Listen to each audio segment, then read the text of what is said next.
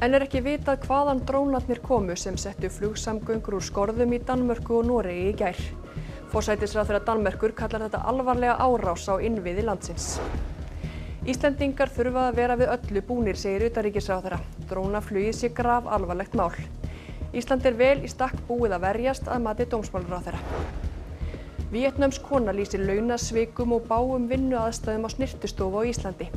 Hún kveðst hafa verið blekkt til að greiða vinnuveitanda sínum 9 milljónir til að komast til landsins. Rannsókn gæða og eftirlitsstofnunar velferðarmála á eldsvoða á Stuðlum í fyrra hefur tafist, þar sem stofnunin bíður eftir því að rannsókn lögreglu ljúki. Þeir sem setja sólarorkuver á þakið geta loksins hugað að því að selja umfram orku inn á kerfið. Orkusalan kaupir slíkt rafmagn af fólki og í Neskaupstað er verið að setja upp fyrsta þakið með innbyggðum sólarseljum.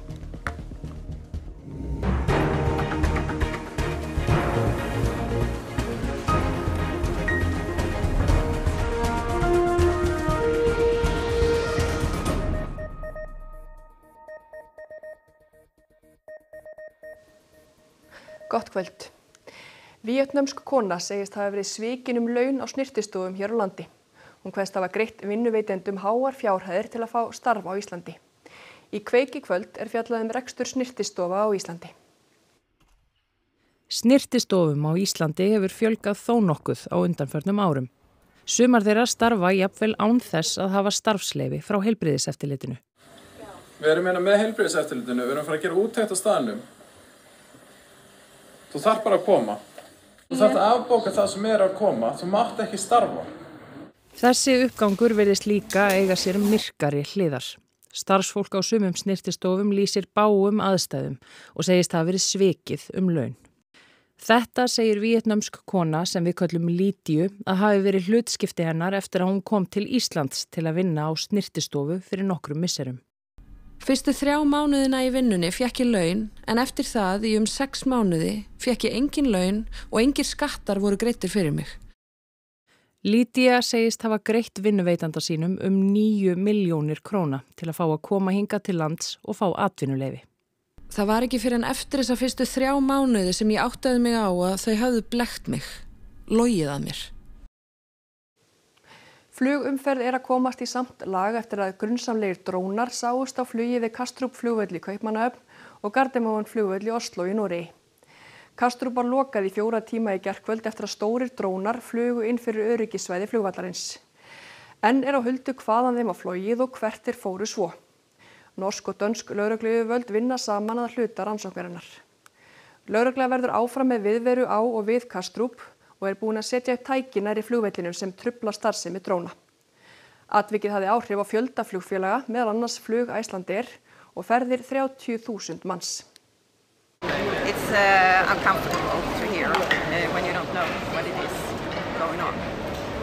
Det er jeg ikke bange for, fordi jeg er sikker på, at hvis der kommer noget ind igen, så stopper de med det samme. Altså, de kan jo se på radaren, hvad der rører sig over lufthavnen, så jeg er ikke urolig for at flyve. Så er vi oppe på, at det nok bliver en 30.000 passagerer, som vil opleve aflysninger i dag, plus en del forsinkelser. Ekki enn fyllilega vitað hvaðan drónarnir komu. Þetta einir af fáu myndunum sem til eru af þeim. Þeir komu úr mismunandi áttum og var svo flogið burt. Ljóst er að þetta voru ekki hefðbundnir drónar, heldur voru þeir það stórir að lögregla taldi ekki óhætt að skjóta þá niður því þeir hefðu getað valdið tjóni á jörðu niðri. Síðdegis í dag sagði Mette Frederiksen, forsætisráðherra Danmerkur, að Danir ætluðu sjálfir að koma sér upp flota herdróna. Hún segir þetta alvarlega árás á innviði landsins. Det at jeg betragter det som et alvorligt angreb mod kritiske infrastruktur i Danmark. Man skal jo ikke tage fejl af, at droner i forbindelse med en lufthavn kan have endog meget alvorlige konsekvenser. Under alle omstændigheder skal de droner ikke være der. I kan høre, at myndighederne tager det her meget alvorligt, og jeg mener ikke, at der er nogen, der kan se de begivenheder, der har fundet sted for få timer siden i Danmark, i København, uafhængig af, hvad der ellers sker i Europa. Det er, synes jeg, ekstremt alvorligt, når man lukker en international lufthavn ned i næsten 4 timer.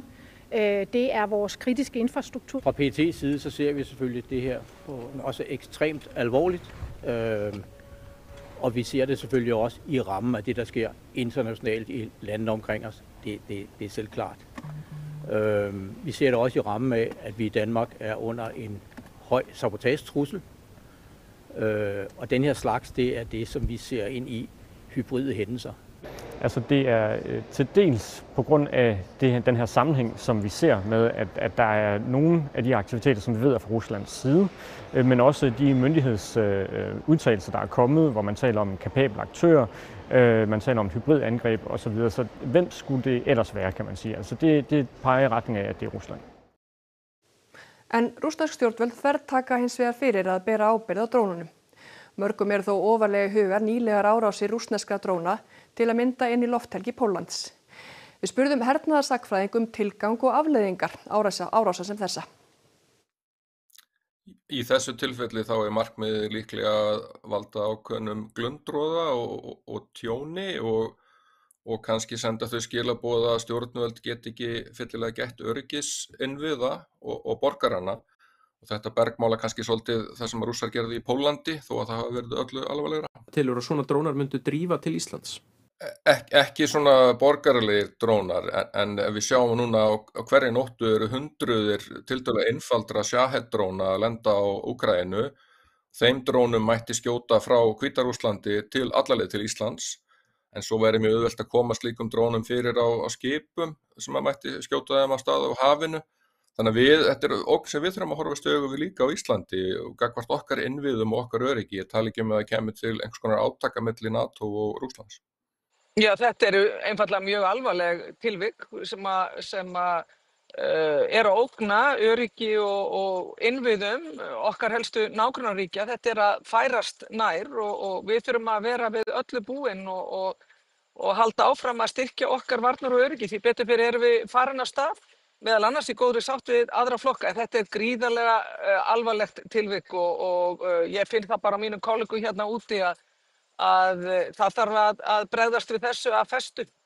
Ég var í samskiptum áðan við ríkislögreglustjóra og hún upplýsti mig það að hennar embætti í samskipti við systur embættin á Norðurlöndunum og það svona verið að vinna úr þessum gögnum.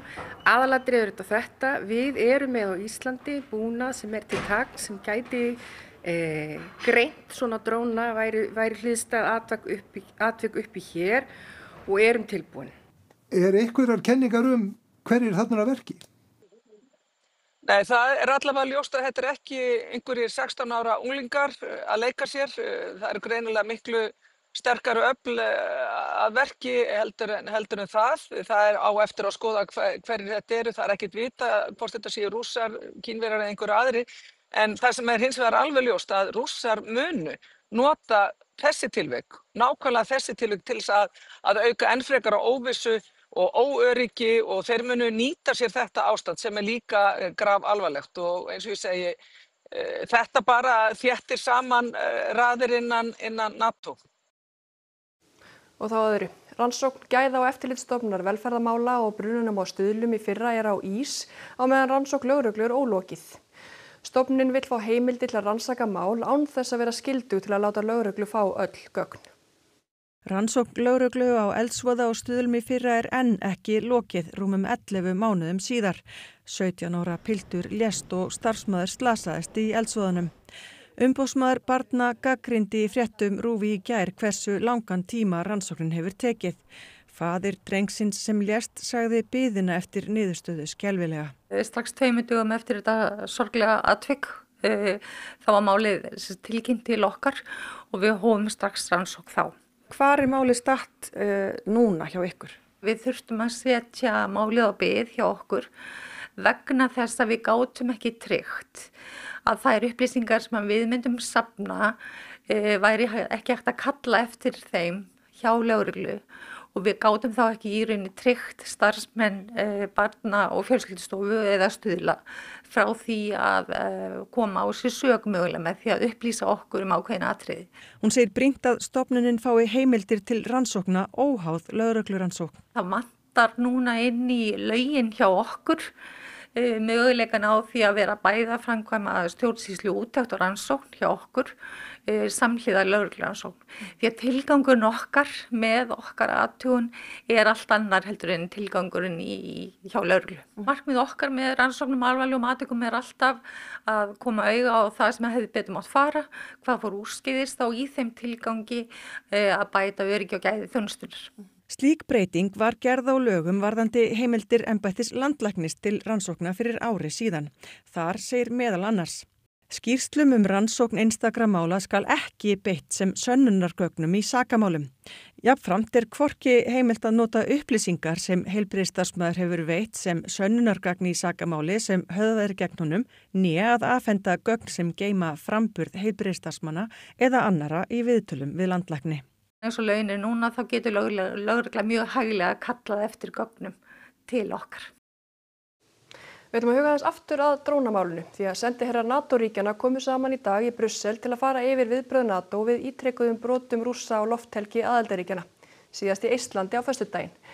Björn Málkvist, var eitthvað rætt drónaatviki í Kaupmannahöfn á þessum fundi? Það má fastlega gera ráð fyrir því að þetta hafi verið rætt á fundi sendiherranna í Norður-Atlantshafsráðinu í höfuðstöðum Brussel hér í dag. Þetta var ju fundur efnislega það sama.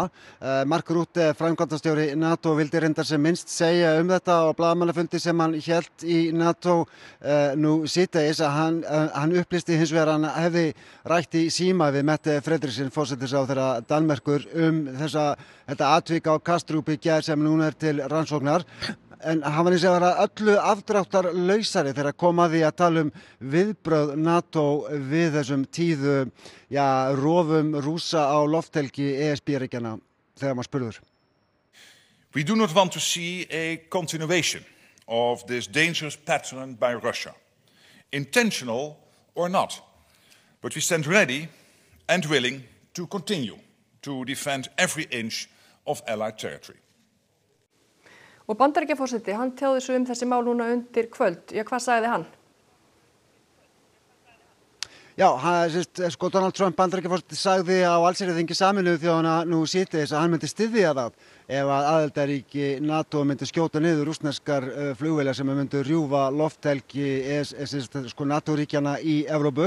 Þetta var rætt í samtali hans og Ursula von der Leyen, forseta framkvæmdastjórnar Evrópusambandsins, sem líka í New York á allsherjarþingi Sameinuðu þjóðanna. Nú viðbrögðin hérna í Brussel hjá Evrópusambandinu hafa verið einróma við þessum tíðindum í gær og síðustu daga.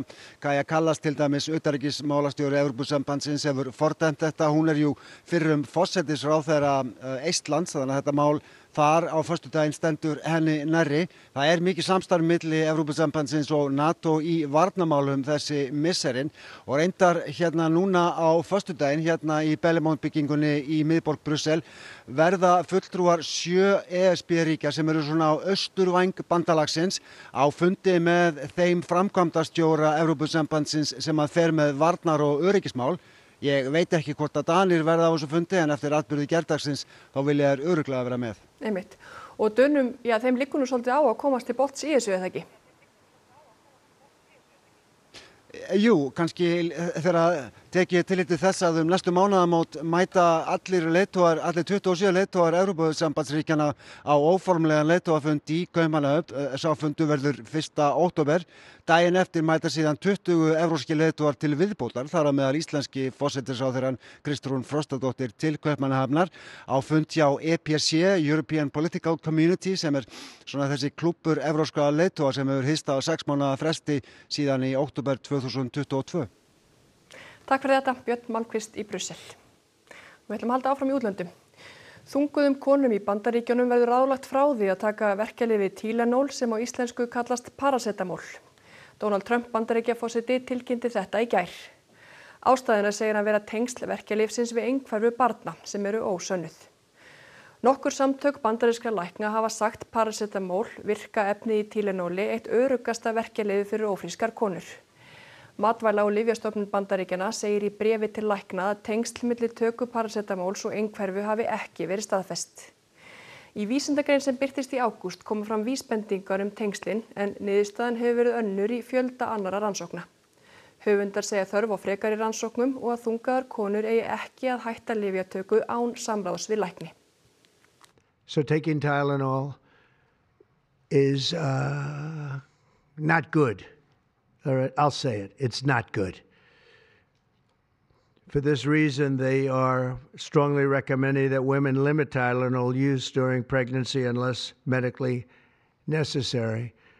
That's, for instance, in cases of extremely high fever. Today, the FDA will issue a physician's notice about the risk of acetaminophen during pregnancy and begin the process to initiate a safety label change. HHS will launch a nationwide public service campaign to inform families and protect public health. Og þessi ákvörðun Bandaríkjastjórnar hefur verið gagnrýnd harðlega. Sérfræðingar í læknisfræði lýsa þungum áhyggjum af fyrirætlunum Bandaríkjastjórnar sem þeir segja grafa undan áratuga samstöðu innan fræðanna. Þeir segja ummæli Trumps og annar að vera óábyrg. Fréttastofa spurði heilbrigðisráðherra ákvörðun Bandaríkjaforseta. Það þarf auðvitað að hafa mjög mikið á fótunum, annars vegar til þess að ráðleggja fólki að taka ekki þetta algengasta verkjalyf okkar sem að okkur vitanlega er það sem hefur minnstar aukaverkanir og þar að auki auðvitað einhverfa afar flókið fyrirbæri. Einhverfa fötlun sem á sér gríðarlega fjölþættar orsakir. Þannig að mér þykir þetta mikil einföldun. En við vitum að heilbrigðisráðherra hefur mjög umdeildar skoðanir á mörgum málum, svo ekki sé meira sagt, og sem ganga gegn vísindum og því sem að til dæmis læknasamfélagið álítur. Og það verður áfram fjallað þetta máli í Kastljósi og eftir og rætt við sérfræðinga. Við snúum okkur að öðru. Rannsóknarskipið Tara Polar Station á leið til 1,5 árs dvalar í Norður-Íshafi. Ekki aðeins verið dvölin í ísnum óvenju löng, lagið á skipinu afar sérstakt en það nánast hringlaga. Við Ingólfsgarði í Reykjavíkurhöfn liggur þetta skip sem kannski líkist frekar geimskipi eða björgunarhring en hvorugt. Þetta rannsóknarskipið Tara Polar Station en því var hleypt á stokkunum í apríl og það eina sinna tegundar. Eins og nafni ber með sér skipinu ætlað að vera á norðurslóðum og framundan leiðangur í Norður-Íshaf þar sem það á að festast í ísnum og reka með honum og áætlað leiðangurinn standi í hálft annað ár. She was designed like this, like completely round, so that when the boat will start being in the ice and the ice starting pushing along the hull, she will not be smashed, but the boat will be lifted up and there is no danger for the boat to be smashed. How does it handle? She handles very well in calm seas. Of course, we need to take care as soon as the weather becomes a little bit wavy, since the boat was mainly designed to be in the ice and not sailing all the time. But she's very stable, it's okay. Skipið eigu franska Tara Oceansjóðsins sem áður hefur sent rannsóknarskip á þessar slóðir. Skrokkurinn úr 20 mm þykkum álplötum og fjöldi þverbanda til styrkingar. Innréttingar og skipulagum borð nánast hringlaga, gluggar eða kýraugu stór og ljós hlýlegur viður á veggjum. 12 káetur borð og geta 18 manns hafstar við. Skipið sem situr fast í heimskauta ís í hálft annað ár þarf að vera sjálfbært. Borð fullkomin sjúkrastofa, gufubað sem gott verður að komast í fimbulkuldanum og tankur undir flugvélaeldsneyti ef þyrla þarf að einhverjum ástæðum að koma til aðstoðar. Búnaður til að vinna drykkjavatn úr sjó borð og hægt að setja upp vindrafstöð og leggja sólarselludúka utan á skipið til að framleiða rafmagn. Absolutely. The calculation of autonomy was based on our last drift 20 years ago with the other boat, and we are ready for a 1.5 year Arctic drift if needed. Fjölþjóðlegur hópur vísindamanna kemur á rannsóknunum og þær unnar í samvinnu við Sameinuðu þjóðirnar. Borð því nokkrar rannsóknarstofur eftir því hvað verið að rannsaka og hægt að skjóta fjarstýrðum kafbáti og öðrum rannsóknartækjum sem og köfurum út op niður úr skipinu. Til stendur að gera haf- og loftslagsrannsóknir. First thing will be the ocean, so the water column will be taking samples, but also the ice and atmosphere. So we will study as many things as we can, but mainly air and ocean. Sífellt fleiri ákveða að setja sólarorkuver á þakið og Orkusalan í fyrsta sinn farin að kaupa umfram rafmagn sem verður til hjá fólki. Þetta gæti gert sólarorkuver á þökum landsmanna enn hagkvæmari. Í Neskaupstað verið að endurnýja þakið á einu húsinu og þakplöturnar nýju eru ekkert venjulegar. Já, við erum að setja nýtt þak á húsi hjá mér og það með innbyggðum sólarsellum, nýja járnið. Þannig að það ekki hefðbundnar sólarsellur, heldur þetta járnið með sellunum innbyggðum. Þetta mun vera fyrsta svona þakið, en á öðrum stað í bænum býr DF. Hann setti sólarsellur ofan á þakið fyrir ári síðan og þær framleiða meira en hann notar sjálfur og nú stór stund. Loksins það að nást í gegn að fá að selja umfram orkuna. Orkusalan farin að gefa þessu gaum. Við erum byrjaðir að kaupa á Reykjanesinu. Þar eitt stórt sólarsellukerfi komið upp og þar erum við byrjaðir að kaupa af þeim framleiðanda. Nú erum við hérna á Neskaupstað hjá DF og Heimi að skoða kerfin þeirra, hvað eru stór og öflug og erum að fara yfir svona hvert ferli í þeim málum. Að þeir eru búin að sækja leyfi hjá Orkustofnun og svo hjá Rarik að mata kerfið og svo munum við sjá að kaupa rafmagnið af þeim sem þeir nýta ekki og fer út á kerfið. Í bílskúrnum eru rafhlöðubankarnir sem safna sólarorkunni. Í rafmagnstöflunni hægt að fletta upp hvað DF og sólarsellurnar hans hafa sett mikið inn á kerfið nú þegar. Nej, jeg fik ikke en krone bukket anfor, men jeg vågner at jeg kommer ledrætning i Orkusalan så flot lidt. Og jeg trist over Orkumann. Orkusalan ætlar að nota sólarrafmagnið á nýja hraðhleðslustöð í bænum. Í sumarbirtunni átti DF meira en nóg og bauð nágrönnum að hlaða rafbílana fritt. Jæja, har du brug for lidt strøm, min ven? Vær så god. Þetta bara vonandi að þetta opni leiðina fyrir fleirum til að setja upp svona sólarkerfi eða með umfram orku að geta þá selt hann áfram. Þá komið að tyggjóklessu bananum sem segir klessum á stéttum miðborgar Reykjavíkur fara fjölgandi. Það megi kannski að einhverju leyti rekja til fjölda ferðamanna, þeir kasti frá sér tyggjó eins og aðrir. Hann búinn að þrífa upp nærri 300.000 klessur. Guðjón Óskarsson hóf fyrir 5 árum að hreinsa upp tyggjóklessur á gangstéttum borgarinnar, einkum í miðborginni, og í fyrstu lotunu segist hann hafa náð að hreinsa upp 15.111 klessur. Hann enn að og klessunum sem hann hreinsar upp snar fjölgar. Það voru komna 299.000 rúmlega. Það rétt að nálgast 300.000 klessur. Og þú sett búin á öllu þessum klessum, þá nóg eftir eða hvað? Þetta verkefni endar þess að það bætist alltaf við. Við erum að bjóða svo gríðarlega mörgum útlendingum til landsins að sjálfsögðu henda þeir tyggjói líka. Guðjón segir meir tyggjó núna á gangstéttum borgarinnar heldur en það var þegar hann byrjaði og hann komið með fast verkefni hjá Reykjavíkurborg. Já, nú ég Vestakjafarborginni og vinn við þetta 4 tíma á dag og vinn bara sem þörf og reyni að vinna bara í sólinni og undan vindi og svona. Og þú getur valið staðsetningu þetta út allt væntanlega? Já, það að vísu reyni að láta aðalgötur borgarinnar vera í fyrirrúmi eins og til dæmis bankasæti núna. Ég ekki langt síðan ég var hérna en samt komið hérna tölvutaklassum. Hann segir vegfarendur veita sér athygli, margir þakki fyrir og ekki síður þykir útlendingum vinna hans forvitnileg. Á sama tíma á hann snirti stéttirnar fái hann útivist og hreyfingu. Jú, þetta mjög gott fyrir svona kallinn sem mér sko. Og hann 75 ára gamall, þannig að þetta hreyfing. Og þess ekki mikið hreyfing, þá þetta hreyfing. Og þetta sígur í, þetta 9,2 kíló þegar vökvinn, þegar allt fullt. Og hér var að berast ný frétt, stórt svæði hefur verið girt af í miðborg Osloar í Noregi eftir sprengingu. Lögregla og sjúkralið hefur verið kallað til, en sem komið lítið vitað hvað gerðist. Norska ríkisútvarpið NRK hefur eftir sjónarvottum að sprengingin hafi verið mjög hávær. Við flytjum frekari fréttir af málinu á ruv.is. En eins og kom fram áðan þá verður í Kastljósi í kvöld rætt frekar yfirlýsingar bandarískra stjórnvalda meint tengsl einhverfu og verkjalyfjanotkunar. Viðmælendur verða þau Magnús Karl Magnússon, prófessor í læknisfræði og Eyrún Halla Kristjánsdóttir frá einhverfusamtökunum. Og þá verður einnig fjallað vinaverkefni Rauða krossins og leiksýninguna Moulin Rouge í Borgarleikhúsinu. Og þá að veðri. Hitatölur voru nokkuð mildar í dag og hiti fór hæst í rúm 17 stig á Norðurlandi.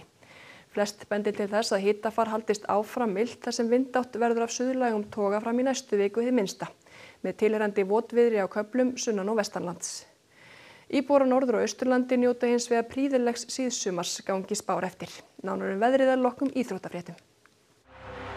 Við fengum Sigurbjörn Árna Arngrímsson, frjálsíþróttalýsanda, til að velja uppáhalds augnablik sín frá HM í frjálsíþróttum sem var í Tókíó í síðustu viku. Og þá kemur kallinn.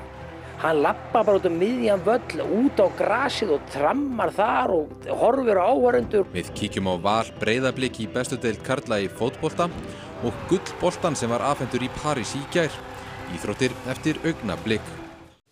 Skulum við fara yfir það sem var helst í þessum fréttatíma.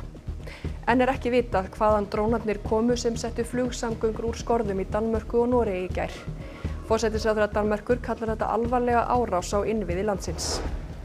Drónaflugið grafalvarlegt mál, segir utanríkisráðherra. Íslendingar þurfi að vera við öllu búnir. Ísland vel í stakk búið að verjast að mati dómsmálaráðherra. Víetnamsk kona lýsir launasvikum og bágum vinnuaðstæðum á snyrtistofu á Íslandi. Hún kveðst hafa verið blekkt til að greiða vinnuveitanda sínum 9 milljónir til að komast til landsins. Rannsókn Gæða- og eftirlitsstofnunar velferðarmála á eldsvoða á Stuðlum í fyrra hefur tafist þar sem stofnunin bíður eftir því að rannsókn lögreglu ljúki. Þeir sem setja sólarorkuvél á þakið geta loksins hugað að því að selja umframorku inn á kerfið. Orkusalan kaupir slíkt rafmagn á fólki og í Neskaupstað verið að setja fyrsta þakið með innbyggðum sólarsellum. Það var þetta upptalið hjá okkur hér í kvöld. Ef þið viljið senda okkur ábendingar fréttir þá getið þið alltaf sendt póst á netfangið fréttir hjá ruv.is. En takk fyrir samfylgdina á öllum okkar miðlum þar sem af degi. Verið sæl og njótið kvöldsins.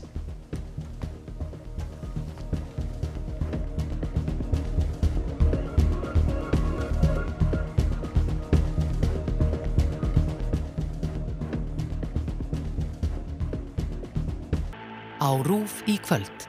Kveikur. Ómissandi fréttaskýringaþáttur með fjölbreyttar áherslur. Hatur. Nýir íslenskir heimildaþættir uppgang hatursorðræðu á Íslandi og bakslag í baráttu ýmissa minnihlutahópa. Rætt við sérfræðinga og fólk sem hefur orðið fyrir barðinu á